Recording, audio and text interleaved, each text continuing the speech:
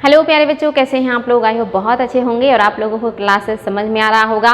Classes में बहुत सारे इंपॉर्टेंट पॉइंट्स आप लोगों को दिया जा रहा है जो कि एग्जाम के दृष्टिकोण से मोस्ट इंपॉर्टेंट है।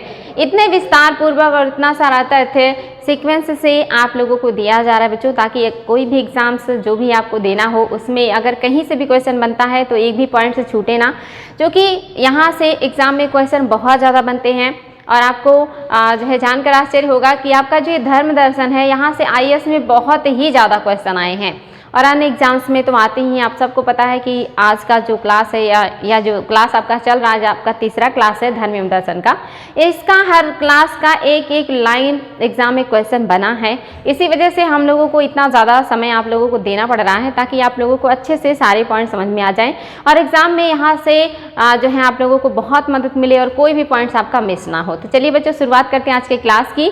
हम लोगों ने इसके पहले बहुत सारे जो है धर्म से रिलेटेड, दर्शन से रिलेटेड बातें पढ़ी हैं और कल हम लोगों ने बौद्ध धर्म को भी पढ़ा था। आज हम जैन धर्म को देखेंगे कि जैन धर्म क्या है और इसके संस्थापक कौन है। और आपको पता है कि जैन धर्म में 24 तीर्थंकरों की संकल्पना की जाती है, जिसमें से आपने एक क्वेश्चन और भी बनता है कि कौन से तीर्थंकर थे जो कि जिनको स्त्री माना जाता है।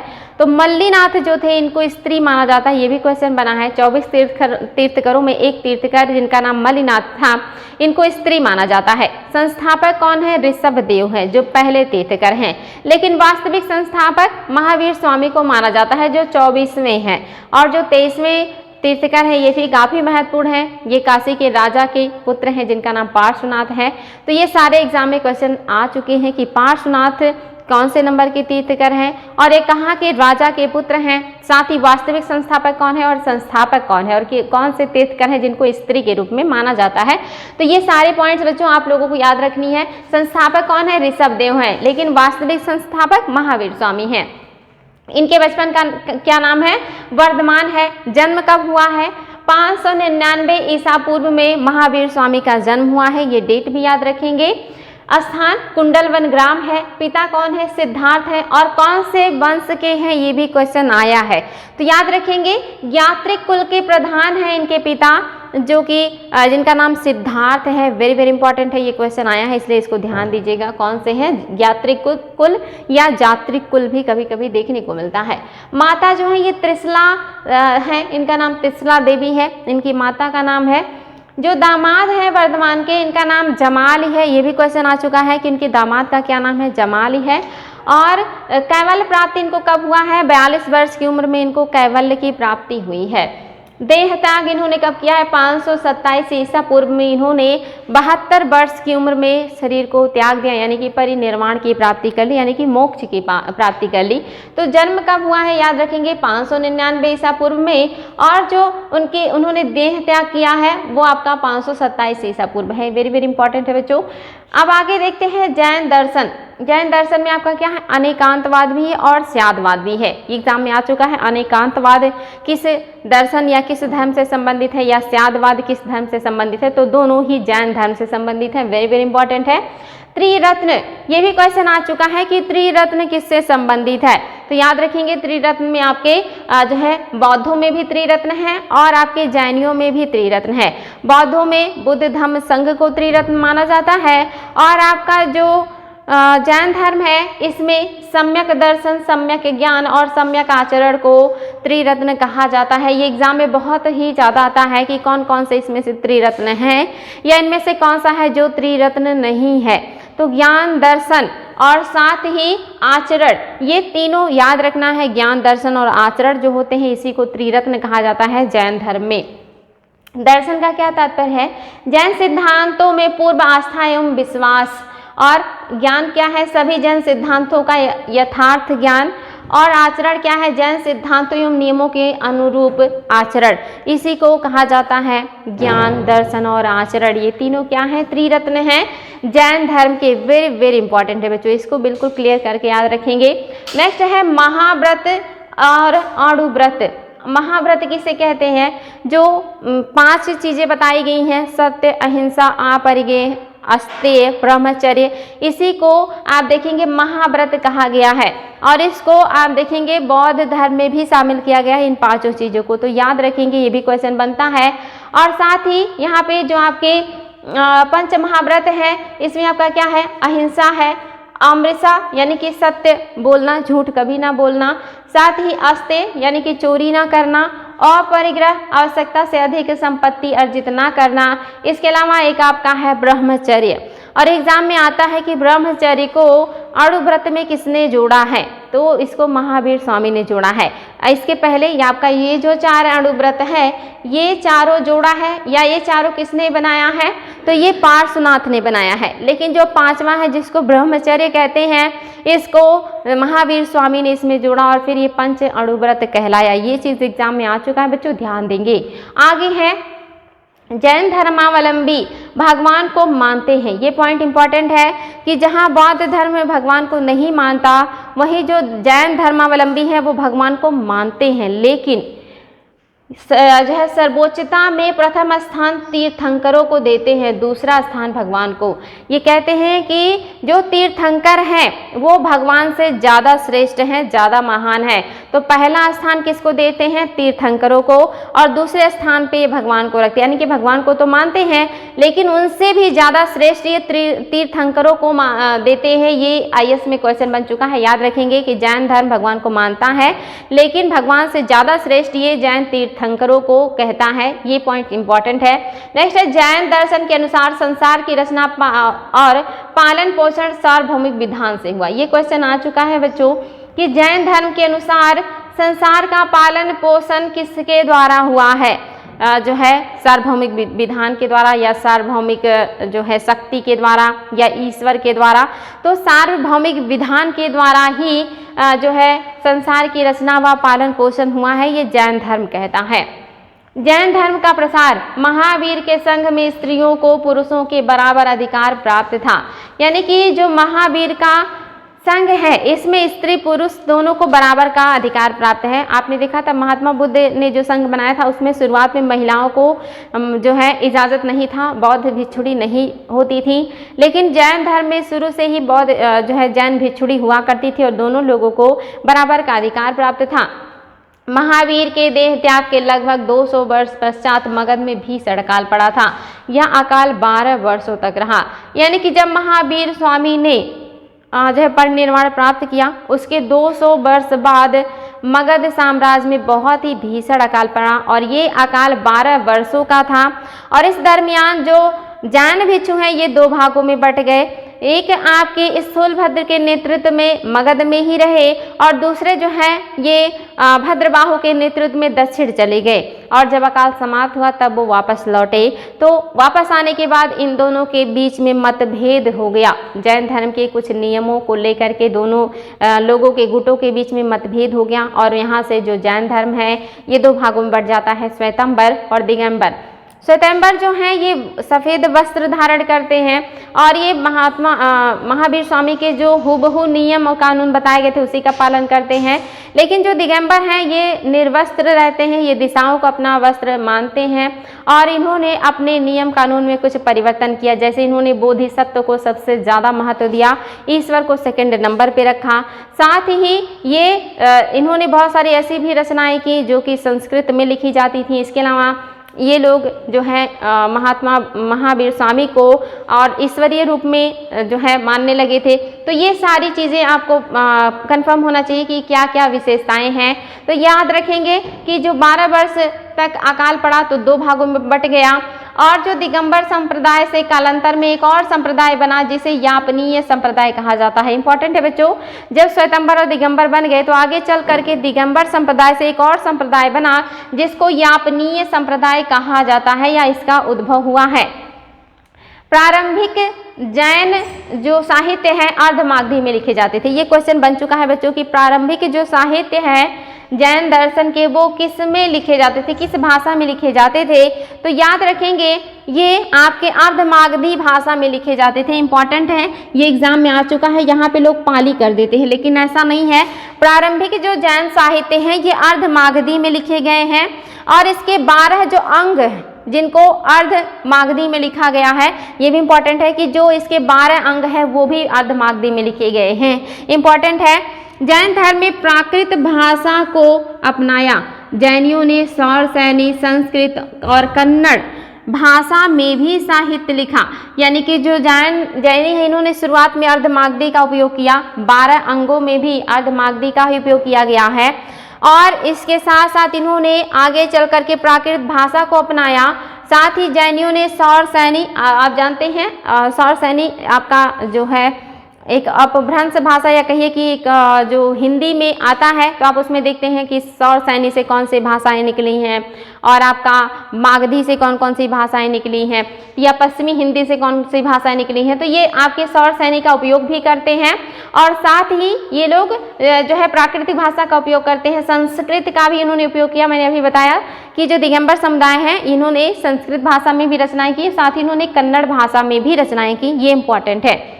आगे है आपका आजीवक संप्रदाय। जो आजीवक संप्रदाय है इसकी स्थापना मक्खली गोसाल ने किया है। ऐसा माना जाता है कि ये जो मक्खली गोसाल हैं ये पहले महावीर स्वामी के शिष्य हुआ करते थे, लेकिन बाद में दोनों लोगों के बीच मतभेद होने की वजह से इन्होंने उनसे अलगाव कर लिया और अपना एक नया संप्रदाय चलाया जिसे कहा जाता है आजीवक संप्रदाय। और ये क्वेश्चन बनता है कि इसकी स्थापना किसने किया है, ये चीज़ याद रखेंगे। नेक्स्ट है आपका इस्लाम धर्म। अभी तक हमने बहुत सारी चीज़ों को पढ़ा, हिंदू धर्म को पढ़ा, जैन को पढ़ा, बौद्ध को पढ़ा। अब हम इस्लाम धर्म को पढ़ेंगे कि इस्लाम धर्म क्या है, इनका उद्भव कैसे हुआ और मतलब इससे जुड़ी वो खास पॉइंट्स जो एग्जाम में क्वेश्चन बनते हैं। तो इस्लाम धर्म में समाज की स्थिति में सुधार के लिए पैगम्बर हजरत मोहम्मद साहब 570 से 632 ईस्वी के दरमियान जिन नए जीवन मूल्यों के सामने मतलब जिन नए जीवन मूल्यों को सामने रखा वही क्या हो गया, इस्लाम के नियम बन गए। यानी कि जो पैगंबर मोहम्मद साहब हैं इन्होंने जो अच्छे अच्छे बातें लोगों के सामने रखा, जो नियम कानून रखा, वही इस्लाम का नियम बन गया या कानून बन गया या लोग उसी को अपना आधार मान लिए। भारत में इस्लाम का आगमन अरब व्यापारियों के मजहब के रूप में केरल में हुआ था। याद रखेंगे एग्जाम में आ चुका है कि भारत में सबसे पहले इस्लाम किसके द्वारा लाया गया या कैसे आया। तो जो अरब व्यापारी हैं जो व्यापार करने भारत से आते थे, उन्होंने केरल के तट और आसपास के इलाके में जब आना शुरू किया और वहाँ पे बसना शुरू किया तो सबसे पहले उन्हीं के द्वारा इस्लाम लाया गया है। यानी कि सबसे प्राचीन अगर बात करें तो इस्लाम का जो असर है वो केरल में देखने को मिलता है और साथ ही सबसे प्राचीन ईसाई भी केरल में देखने को मिलते हैं जो सीरियाई ईसाई थे। ये चीज़ याद रखेंगे बच्चों। आगे है भारत में पहली मस्जिद केरल स्थित चेरामन जुमा मस्जिद को माना गया है। जुरामन जो मस्जिद है ये इसी को माना गया कि सबसे पहली मस्जिद है। इंपॉर्टेंट है, ये चीज़ याद रखेंगे।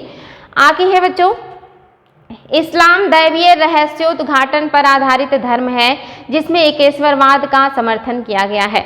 यानी कि इस्लाम में एकेश्वरवाद का समर्थन किया जाता है, एक ईश्वर को मानते हैं जिनको अल्लाह कहते हैं और इसमें भी बहुत सारे रहस्यों का उद्घाटन किया जाता है। बहुत सारी ऐसी बातें कही जाती हैं जो रहस्यमय होती हैं, जैसे कि गीता में भी ऐसी बहुत सारी बातें कही जाती हैं। इसी तरह की जो बातें हैं ये इस्लाम धर्म में देखने को मिलता है। सुन्नी शाखा के अनुसार पैगंबर साहब के बाद 4 खलीफाओं, यानी कि जो ये इस्लाम धर्म है ये भी 2 शाखाओं में बट गया था, एक शिया और सुन्नी, जिनका नाम अक्सर आप सुनते होंगे कि शिया और सुन्नी में भी आपस में टकराव चलता रहता है और ये जो है हर जगह देखने को मिलते हैं। वहीं हमारे जो मुगल बादशाह थे वो सारे लोग सुन्नी थे, तो शिया और सुन्नी में टकराव भी होता है, जिसमें से जो सुन्नी है वो क्या कहते हैं, सुन्नी शाखा के अनुसार पैगंबर साहब के बाद 4 खलीफाओं सर्वश्री अबू बक्र, उमर, उस्मान और पैगंबर साहब के दामाद हजरत अली ने मुसलमानों की कमान संभाली। जो सुन्नी है वो कहती है कि 4 खलीफा हुए हैं जिसमें अबू बक्र है, उमर है, उस्मान है और अली हैं। इनके हिसाब से 4 खलीफा हुए हैं मोहम्मद साहब की मृत्यु के बाद। शिया शाखा इनमें से शुरुआती 3 को ज़्यादा मान्यता नहीं देकर चौथे खलीफा यानी कि हजरत अली को ही जो है मान्यता देती है या मानती है कि वही जो है पैगंबर साहब के असली वारिस हैं और पहला खलीफा समझती है। यानी कि जो शिया हैं ये शुरुआत के 3 जो खलीफा हैं उनको उतना वरीयता नहीं देती, ये अली को ही उनका उत्तराधिकारी मानती है और सही मायने में उनको खलीफा मानती है। ये चीज़ याद रखेंगे और इस बात को लेकर भी मतभेद होता रहता है। आगे है इंपॉर्टेंट है बच्चों, ये सारी चीज़ें याद रखना है आपको। भारत में करीब 2/3 मुसलमान सुन्नी शाखा को मानते हैं। सुन्नी शाखा में कई विभाजन हैं, जैसे हनफी यानी कि सुन्नी का भी विभाजन हुआ है। किस में हुआ है? हनफी, साफई, हवली और मलकी आदि। ये आप देख रहे हैं कि जो सुन्नी है इनमें भी बहुत सारी शाखाएं हो गई। जैसे हमारे यहाँ जो धर्म है उसे जातियां बनी हैं, फिर जातियों से उपजातियां हो गई हैं। ऐसे इस्लाम में भी जो है सुन्नी और शिया संप्रदाय में बटे हैं, फिर वो संप्रदाय भी उप संप्रदायों में बटे हुए हैं। ये चीज़ याद रखेंगे बच्चों। अब बात करेंगे यहूदी धर्म का। यहूदी धर्म प्राचीनतम सामी धर्म है जिसका प्रवर्तन पैगंबर मूसा ने इज़राइल में किया था। याद रखेंगे जो आपका यहूदी धर्म है इसका प्रवर्तन कहाँ हुआ है? इज़राइल में हुआ है। किसने किया है? तो पैगंबर मूसा ने किया है। ये चीज़ इंपॉर्टेंट है, ध्यान देंगे। और यहूदियों के धर्म से ही ईसाईयत और इस्लाम का विकास माना जाता है। याद रखेंगे बच्चों कि यहूदियों के धर्म से ही ईसाईयत और इस्लाम का विकास माना जाता है। इसीलिए ऐसा कहा जाता है कि जो इज़राइल है वो लगभग 3 से 4 धर्मों की जन्मस्थली है। ईसाई और इस्लाम और साथ ही यहूदी देख रहे हैं आप, और पारसी भी माने जाते हैं। तो आप लगभग वहाँ से 3-4 धर्मों का उद्गम हुआ है, इसीलिए इज़राइल को इतना इम्पोर्टेंस दिया जाता है। ये चीज़ याद रखेंगे। यहूदियों का धर्म ग्रंथ ओल्ड टेस्टामेंट है जो बाइबिल का शुरुआती अंश है। यानी कि जो यहूदियों का ग्रंथ है इसको ओल्ड टेस्टामेंट कहते हैं, जो बाइबिल का शुरुआती ग्रंथ है। यानी कि बाइबिल 2 भागों में बटा है, एक तो शुरुआत में जो लिखा गया है और एक बाद का लिखा हुआ। तो जो शुरुआत का लिखा हुआ है इसको कहते हैं ओल्ड टेस्टामेंट, जो यहूदियों का धर्म ग्रंथ है। और जो बाद में लिखा गया है इसको कहते हैं न्यू टेस्टामेंट, यानी कि जिसको जो है ईसाइयों ने अपनाया है। ये चीज़ याद रखेंगे बच्चों, इंपॉर्टेंट है ये चीज़ कि एक ही किताब के 2 पार्ट, जो पहले के नियम कानून है और जो नए और बाद के नियम कानून है। यहूदी धर्म अन्य सामी धर्मों की तरह दैवीय रहस्योद्घाटन पर आधारित है।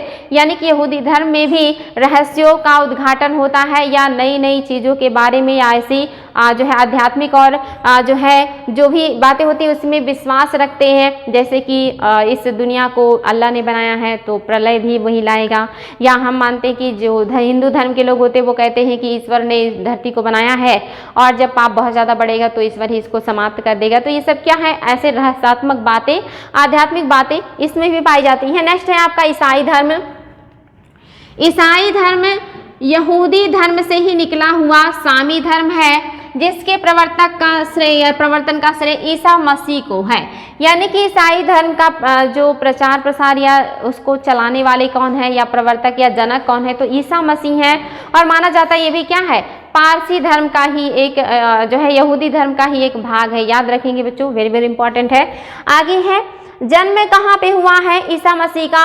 बेथलेहम में हुआ है। ये क्वेश्चन बन चुका है कि ईसा मसीह का जन्म कहाँ हुआ था? बेथलेहम में हुआ था। माता का नाम क्या था? माता का नाम मरियम था। और ईसा मसीह ईश्वर के पुत्र थे। ऐसा माना जाता है कि जो ईसा मसीह थे ईश्वर के पुत्र थे, इसीलिए इनका जन्म जो है कुंवारी लड़की यानी कि मरियम के गर्भ से हुआ था। यानी कि इनके जो पिता हैं ये पालन पोषण करने वाले तो जोसेफ हैं, लेकिन वो उनके जैविक पिता नहीं है, चूंकि इनको ईश्वर का संतान माना जाता है और उनकी माँ को कुंवारी माना जाता था। तो ये चीज़ याद रखेंगे कि जो माता है ये मरियम है। ईसा मसीह ईश्वर के पुत्र थे, इसलिए उनका जन्म कुंवारी मरियम के गर्भ से हुआ था। मरियम का पिता जोसेफ था जिसने ईसा मसीह का पालन पोषण किया, किंतु वह उनका जैविक पिता नहीं था, यानी कि जिनसे उनका जन्म नहीं हुआ था। ये चीज़ याद रखेंगे। नेक्स्ट है आपका, यह धर्म एकेश्वरवादी है तथा गॉड को एकमात्र ईश्वर और ईसा मसीह को ईश्वर पुत्र मानता है। यानी कि ईसाई धर्म जो है एकेश्वरवादी है और ये गॉड को ही मेन मानता है और उनका पुत्र ईसा मसीह को मानता है। ये चीज़ याद रखना आपको।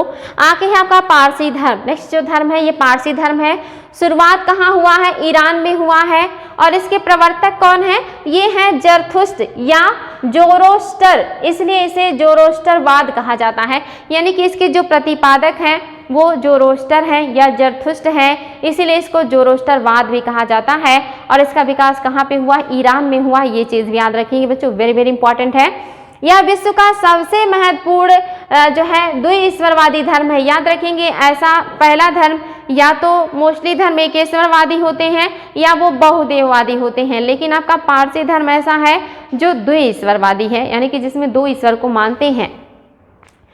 यानी इसमें 2 परम शक्तियों अहुर मजदा और अहिरम। याद रखेंगे बच्चों, दो शक्तियां कौन है, एक है अहुर मजदा और दूसरा है अहरिमन। अहरिमन जो है ये दूसरी शक्ति है को स्वीकार किया गया है। इस धर्म में मनुष्य के शव के अंत्येष्टि एक विशेष प्रकार से की जाती है, यानी कि पारसी धर्म में जो शव की अंत्येष्टि यानी कि अंतिम संस्कार है ये बहुत ही विशिष्ट तरीके से किया जाता है, सभी धर्मों से बिल्कुल अलग। क्योंकि आपको पता है कि 3 तरह के समाधान होते हैं, एक तो होता है पूर्ण समाधान, एक होता है आंशिक समाधान और एक होता है दाह संस्कार। तो दाह संस्कार और पूर्ण समाधान तो मोस्टली ज़्यादातर देखने को मिलता है और लगभग सभी धर्मों में यही देखने को मिलता है। लेकिन जो आपका पारसी धर्म है इसमें आंशिक समाधान देखने को मिलता है, यानी कि अगर कोई व्यक्ति की मृत्यु हो जाती है तो उसके शरीर को, डेड बॉडीज को खुले स्थान पे ऊंचाई पर ले जाकर के छोड़ दिया जाता है। चील, कौवे और अन्य जो जानवर हैं, जीव जंतु उसको खा लेते हैं और खाने के बाद जो अवशेष बचता है उसको ले जा करके दफन कर दिया जाता है। ऐसा माना जाता है इस प्रोसेस से मिट्टी, जल, वायु की शुद्धता यानी कि गुणवत्ता बनी रहती है और इसी वजह से जो पारसी धर्म है वो आंशिक समाधान को अपनाता है। ये अपने आप में काफ़ी महत्वपूर्ण है, याद रखेंगे। हो सकता है एग्जाम में क्वेश्चन ही बन जाए कि कौन सा धर्म है जो आंशिक समाधान को अपनाता है, ये वेरी वेरी इंपॉर्टेंट है। तो वो कौन से हैं, वो हैं आपके पारसी धर्म जो है, वेरी वेरी इंपॉर्टेंट। आगे हैं पारसी धर्म का मूल आधार जिंद भाषा में लिखी ग्रंथ अवेस्ता है। ये भी आ चुका है कि अवेस्ता किस धर्म की धार्मिक ग्रंथ है, पारसी धर्म की धार्मिक ग्रंथ है।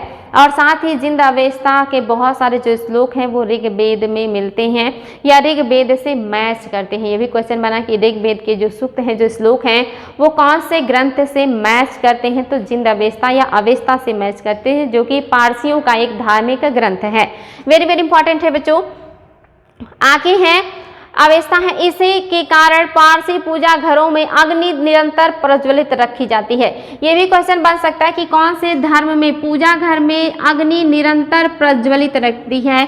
इन्हें अग्नि से बहुत प्रेम है या बहुत लगाव है या बहुत महत्व देते हैं अग्नि को, और इनके पूजा घरों में अग्नि जो होती निरंतर प्रज्वलित होती रहती है, जलती रहती है, वो कभी नहीं बुझती है। आगे बच्चों सिख धर्म, नेक्स्ट जो धर्म है वो सिख धर्म है। और आपको पता है कि सिख धर्म की जो जन्म स्थली है वो भारत है, यानी कि भारत में हिंदू धर्म, जैन धर्म और बुद्ध धर्म के बाद या कहीं इसके अलावा आपका सिख धर्म भी है, जो कि सबसे नवीन है, जिसका आप देखते हैं विकास मध्यकाल में हुआ है। तो सिख धर्म क्या है, स्थापना गुरु नानक ने किया है। यह एक ईश्वरवाद और दैवीय रहस्य उद्घाटन पर आधारित धर्म है। इसमें ईश्वर को निर्गुण रूप में स्वीकारा गया है, यानी कि उनका कोई स्वरूप नहीं होगा, कोई आकार नहीं होगा, निराकार निर्गुण माना गया है।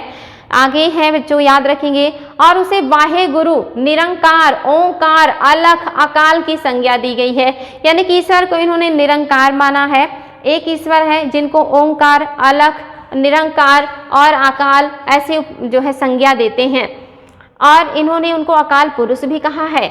गुरु नानक देव, यानी कि जो गुरु नानक देव हैं, इनका जन्म आप देख रहे हैं 1469 में हुआ है और 1539 तक ये जीवित रहे हैं। ये कभी कभी बर्थ और डेट भी इनका पूछ देता है कि कब इनका जन्म हुआ है, तो याद रखेंगे 1469 ईस्वी में। जन्म कहाँ हुआ है, तलवंडी में, जो वर्तमान में पाकिस्तान में पड़ता है। और दूसरे नंबर के जो महत्वपूर्ण गुरु हैं वो गुरु अर्जुन देव हैं, जो कि 5वें नंबर के हैं। वैसे तो 10 गुरु का जो है नाम आता है, 10 गुरु का सीक्वेंस भी याद कर लीजिएगा। हिस्ट्री में मैंने इसको बहुत डिटेल से पढ़ाया है, सारे गुरुओं के बारे में, 10 गुरु के बारे में मैंने जो भी विशेष पॉइंट है वो बताया है। फिलहाल हम आर्ट एंड कल्चर पढ़ रहे हैं और यहाँ पे हम महत्वपूर्ण चीज़ों को देख रहे हैं। तो 5वें जो गुरु हैं अर्जुन देव हैं, इनका टाइम पीरियड 1563 से 1606 ईस्वी है। अमृतसर में इन्होंने क्या किया, हरमिंदर साहब या स्वर्ण मंदिर का निर्माण करवाया। ये क्वेश्चन बना है कि स्वर्ण मंदिर का निर्माण किसने करवाया है, तो ये किसने करवाया है, अर्जुन देव ने करवाया है। वेरी वेरी इंपॉर्टेंट है। आगे बच्चों, और जो है बनवाया गुरु ग्रंथ साहिब, जो मतलब लिखा गया है वो भी अर्जुन देव के द्वारा ही लिखा गया गुरु ग्रंथ साहिब। सिख धर्म के प्रचार की मसंद पद्धति और 10 वंद यानी आय का कुछ हिस्सा अर्पित करने की परंपरा भी जो है शुरू किया गया। 6वें गुरु जो हैं वो हरगोबिंद सिंह हैं। इनका टाइम पीरियड 1595 से 1644 ईस्वी है। ने सिखों में युद्ध कौशल के विकास को प्राथमिकता दी। किसने सिखों में युद्ध कौशल के विकास की जो है प्राथमिकता दी है, बढ़ावा दिया है? तो गुरु हरगोबिंद सिंह ने। ये भी क्वेश्चन बना है कि किसने बढ़ावा दिया है, सिखों को किसने कहा कि अपने आप को सैनिकों के रूप में तब्दील कीजिए, क्योंकि उस समय बहुत सारे जो है क्षेत्रीय शक्तियों के साथ साथ मुगल साम्राज्य के शक्तियों से भी इन्हें टक्कर लेना होता था। तो ये किसने कहा है? हरगोबिंद ने कहा है। उन्होंने अकाल तख्त की स्थापना की और लौहगढ़ का किला बनवाया। ये भी क्वेश्चन आया कि अकाल तख्त की स्थापना किसने किया है? छठे गुरु हरगोबिंद ने किया है, और हरगोबिंद ने ही लौहगढ़ का किला भी बनवाया है। उनकी सेना ने मुगल बादशाह शाहजहां को पराजित किया था। याद रखेंगे, इतने बड़े शहंशाह जिनको उस समय मुगल साम्राज्य के इतने बड़े शासक जो है शाहजहां के सेना को भी इन्होंने हरा दिया था अपनी छोटी सी प्रशिक्षित सेना के साथ। ये भी क्वेश्चन आया कि शाहजहां की सेना को किसने हराया था?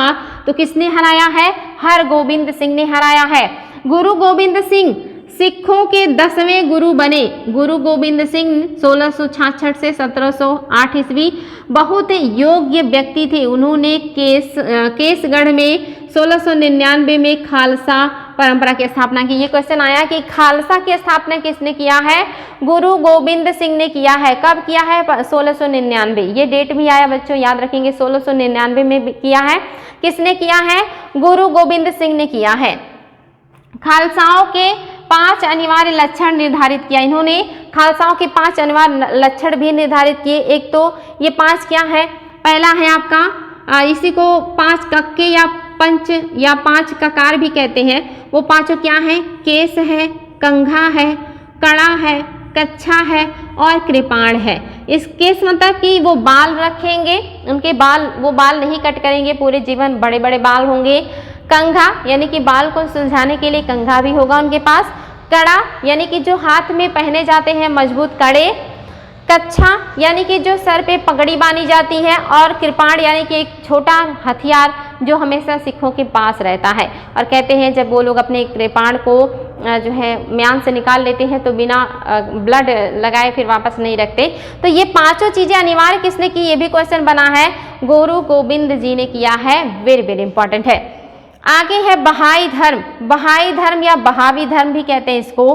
प्रेम और एकता के दर्शन वाले बहावी धर्म की स्थापना ईरानी संत पुरुष बहाउद्दीन ने ईरान में किया था। ये भी ईरान का ही है। बहाई धर्म या जो आपका बहाउद धर्म है, ये कहाँ का है? ये भी ईरान का है। किसने स्थापित किया है?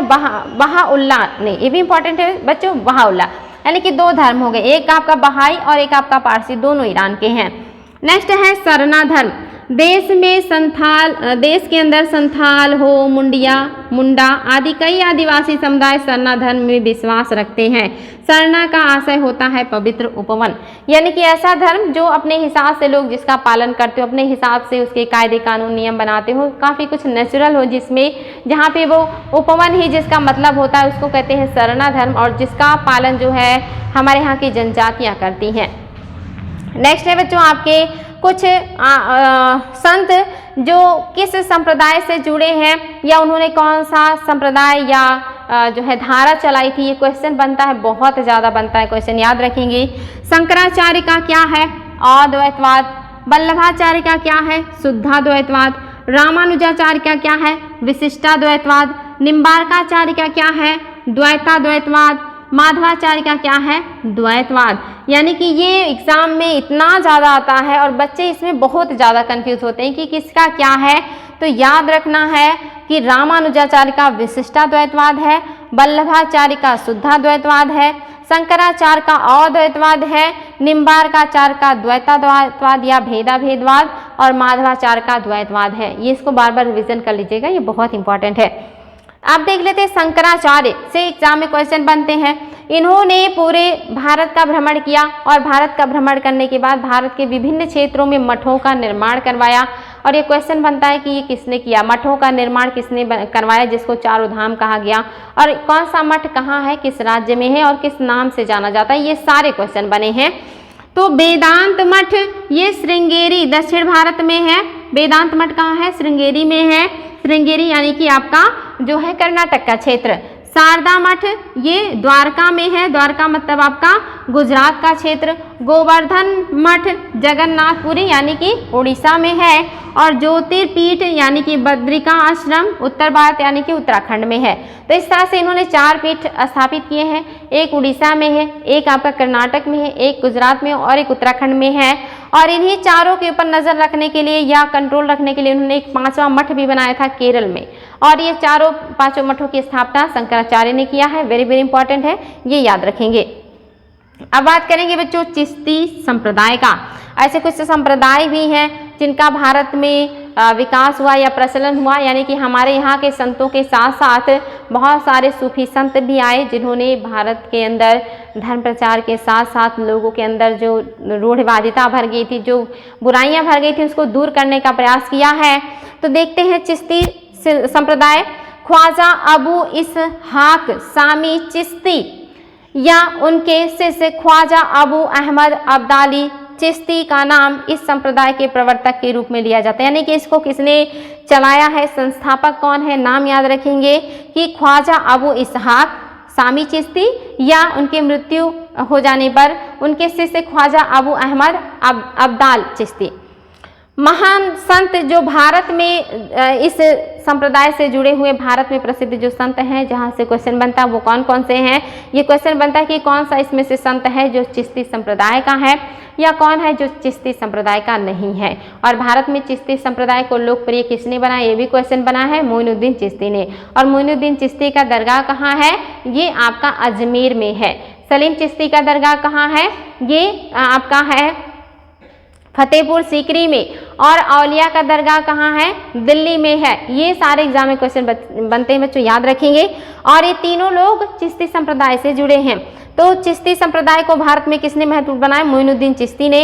इसके अलावा और कौन कौन है चिश्ती संप्रदाय के, मोहम्मद गौस हैं या गोरी हैं, बाबा फरीद हैं, ख्वाजा बख्तियार काकी है, शेख बुरहानुद्दीन गरीब हैं। और इसके अलावा अन्य जो उनके शिष्यों के शिष्य हैं तो हज़रत निज़ामुद्दीन औलिया और हज़रत अलाउद्दीन साबिर, ये लोग भी हैं, यानी कि जो बुरहानुद्दीन गरीब हैं इनके शिष्य हैं।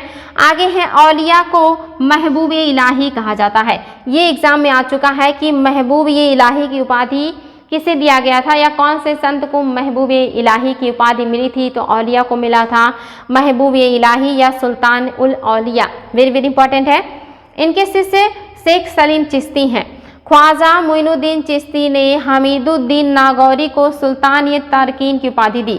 याद रखेंगे, हमीदुद्दीन नागौरी को सुल्तान ये तारकीन की उपाधि किसने दिया है, मोइनुद्दीन चिश्ती ने दिया है। ये उपाधियाँ आती हैं। नसरुद्दीन को चिरागे दिल्ली की उपाधि मिली थी, ये भी याद रखेंगे। चिरागे दिल्ली की उपाधि किसे मिली है, नासिरुद्दीन को मिला है चिरागे दिल्ली की उपाधि। वेरी वेरी इंपॉर्टेंट है बच्चों, याद रखेंगे, एग्जाम में बहुत ज़्यादा आता है ये उपाधियाँ, आपको याद होना चाहिए कि चिरागे दिल्ली किसे कहा गया है, और साथ ही जो है सुल्तान ये तारकीन किसे कहा गया है, और इसके अलावा महबूब ये इलाही किसे कहा गया है। ये उपाधियाँ एग्जाम में बहुत ही ज़्यादा आती हैं, ये बिल्कुल आपको कंफर्म होनी चाहिए। इसके बाद है नक्शबंदिया आपका सिलसिला, और इसकी स्थापना किसने किया है, ख्वाजा उबैदुल्ला ने। ज़्यादातर ये संस्थापक ही पूछता है कि कौन से संप्रदाय के या सिलसिले के कौन जो है जनक हैं या संस्थापक हैं। सुहरावर्दी, इसकी स्थापना शेख सिहाबुद्दीन उमर सुहरावर्दी ने किया है। 2 सिलसिले इसके हैं, एक फिरदौसी सिलसिला है और दूसरा सत्तारी सिलसिला है। ये क्वेश्चन आ चुका है कि फिरदौसी और सत्तारी जो सिलसिले हैं ये किस सिलसिले के भाग हैं, तो याद रखेंगे सुहरावर्दी सिलसिले के भाग हैं। या ये भी पूछ सकता है कि सुहरावर्दी सिलसिले के और कौन कौन से भाग हैं, तो ये आपको इस तरह से क्वेश्चन बनता है। नेक्स्ट है आपका कादरी या कादिरिया सिलसिला। स्थापना सैयद अबुल कादिर अल गिलानी ने किया है। उपाधि पीरन ए पीर, यानी कि पीरानी पीर की इनको उपाधि दी गई थी, संतों के प्रधान है ये। पीर ए दस्तगीर, यानी कि मददगार संत, ये भी उपाधि इनको मिली है। ये एग्जाम में आया है कि मुगल बादशाह शाहजहां के पुत्र दारा शिकोह कौन से सिलसिले को मानने वाले थे या अनुयायी थे, तो याद रखेंगे ये सिलसिला कौन सा है, कादरी। एग्जाम में ये आ चुका है कि दारा शिकोह कौन से सिलसिले को मानते थे, तो कादरी सिलसिले को मानते थे दारा शिकोह। तो आज की क्लास में भी आपके लिए बहुत सारे पॉइंट हैं जो कि मोस्ट इंपॉर्टेंट है।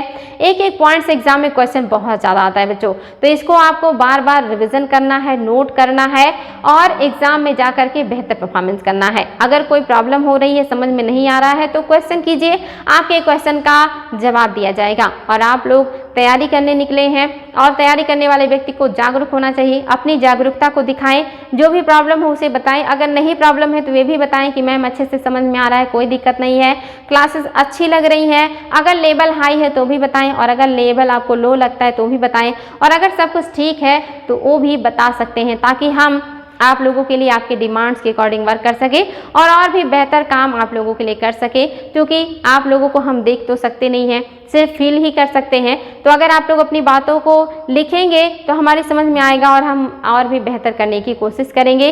तो आज के लिए रहने देते हैं बच्चों, नेक्स्ट डे फिर हम नए क्लास में नए टॉपिक के साथ मिलेंगे, क्योंकि ये टॉपिक काफ़ी इंपॉर्टेंट था और ये 3 दिन चला है, लेकिन आज ये समाप्त हो रहा है। अब इससे जुड़े हुए हम क्वेश्चन करेंगे जो आपके लिए काफ़ी इंपॉर्टेंट होगा, उसका प्रैक्टिस कीजिएगा और उसमें बेहतर परफॉर्मेंस दीजिएगा। और एक जागरूक इंसान की तरह अपनी उपस्थिति को हमेशा दर्ज कराए रखिए, जहाँ भी रहिए लगना चाहिए कि आप लोग उपस्थित हैं। आज के लिए इतना ही, थैंक यू।